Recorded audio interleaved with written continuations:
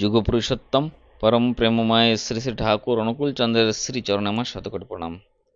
পরমারাধ্যা জগৎ জননী শ্রী শ্রী বড়মায়ের শ্রীচরণে আমার শতকোটি প্রণাম। পূজ্যপাদ আচার্য দেবের শ্রীচরণে আমার শতকোটি প্রণাম। অবিন দাদা সহ ঠাকুর পরিবারের সকলকে আমার শতকোটি প্রণাম। যারা ইউটিউবের মাধ্যমে আমাকে শুনছেন, সকল ভক্তিমতী মায়েদের এবং দাদাদের আমার অন্তঃস্থল থেকে রানন্দিত জয়গুরু প্রীতি ও শুভেচ্ছা। ভগবান শ্রীকৃষ্ণ গীতা বলেছেন, যদা যদা হি ধর্মস্য। আমরা সকলেই জানি যখন যখন যুগ পরিবর্তন হয়, সেই যুগে শিষ্যদের উদ্ধার করার জন্য অবতার পুরুষ এই ধরাধামে আসেন। আজকের বিষয় সেই নিয়েই, তিনিই কল্কির শেষ অবতার। তাহলে শুরু করছি। 10 অবতারের কথা শাস্ত্রে পূর্বেই বলা হয়েছে। কলিযুগের শেষে কল্কি অবতার শ্বেত অশ্বে চড়ে উন্মুক্ত তরবারি হাতে রূপকের আড়ালের সত্য।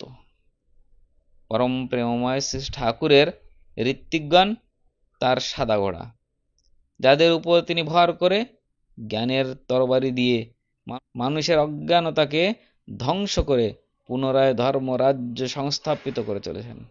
তার 24,000 বাণী, 8,000 ছড়া, 18 মোকাম দয়াল দেশের কথা জানলেও আগে প্রকাশ হয়নি। লালন ফকির, কবির সাহেব, গুরু নানক জানতেন তার আদেশ ছাড়া তার নাম কেউ দিতে পারে না।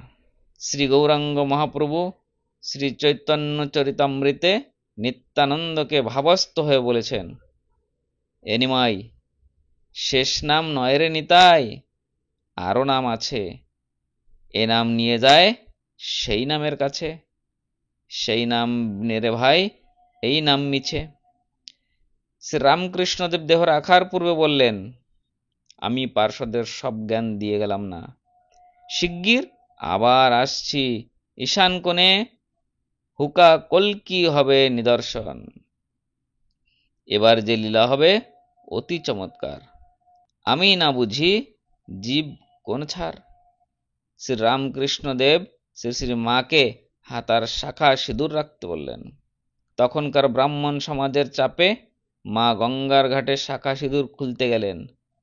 সূক্ষ্ম দেহে ঠাকুর এসে হাত ধরে বলেছিলেন, তুমি করো কি? প্রভু ঋষি বলেছিলেন, আবার আমি পিতাকে নিয়ে আসব। মহাভারতের অনুশাসন পর্বে ভগবান বিষ্ণুর সহস্র নামের মধ্যে অনুকূল নামটি পূর্বেই লিপিবদ্ধ আছে। রাম, কৃষ্ণ, অনুকূল, সিদ্ধার্থ, হরি, কেশব, গদাধর, মধুসূদন, রুদ্র, জনার্দন, গোবিন্দ, প্রভু, পুরুষোত্তম প্রভৃতি নাম রয়েছে। পুরুষোত্তম শ্রীকৃষ্ণ বলেন, আমার জন্ম নাই, মৃত্যু নাই, আমি সকল জীবের প্রভু। তবু আমি স্বীয় প্রকৃতিতে অবস্থিত থাকিয়া নিজ মায়া অবলম্বনে জন্মগ্রহণ করি। হে অর্জুন, যে যে সময়ে ধর্মের গ্লানি হয় এবং অধর্মের উদয় হয়, সেই সময়ে আমি আপনাকে সৃষ্টি করি সাধু লোকদিগকে রক্ষা করিবার জন্য, পাপী দিগকে বিনাশ করবার নিমিত্তে এবং ধর্ম স্থাপনের উদ্দেশ্যে আমি যুগে যুগে অবতীর্ণ হই। গীতায় 4th অধ্যায়ে 6, 7 এবং 8 পৃষ্ঠায় দেওয়া আছে। আগ্রা সৎসঙ্গের তৎকালীন সন্ত হুজুর মহারাজ এই বীজ নাম দেওয়ার প্রথম আদেশ পান। শ্রী শ্রী ঠাকুরের আশার বার্তা পেয়ে তিনি সকলকে জানান, নাম কা নামি আয়েগা। ভগবান শ্রীরাম 12 স্তরের নাম নিয়ে এসেছিলেন। ভগবান শ্রীকৃষ্ণ 14 স্তরের নাম নিয়ে এসেছিলেন। কিন্তু এই কলিযুগে, কলির শেষে কল্কি অবতার রূপে যুগ পুরুষোত্তম পরম প্রেমময় শ্রী ঠাকুর এলেন যুগোপযোগী 18 মোকামের সর্বোচ্চ 18তম স্তরের বীজ নাম নিয়ে দয়াল দেশ থেকে। তিনি কুলমালিক অবতারী, অবতারদের যিনি প্রেরণা করেন, আবার এলেন তিনি স্বয়ং। তাই যুগে যুগে ভগবানকে অবতীর্ণ হতে হয়। এর ইঙ্গিত অনেক জায়গায় দেওয়া আছে। ভাগবতে দেওয়া আছে, রামকৃষ্ণ চরিত্রামৃত দেওয়া আছে।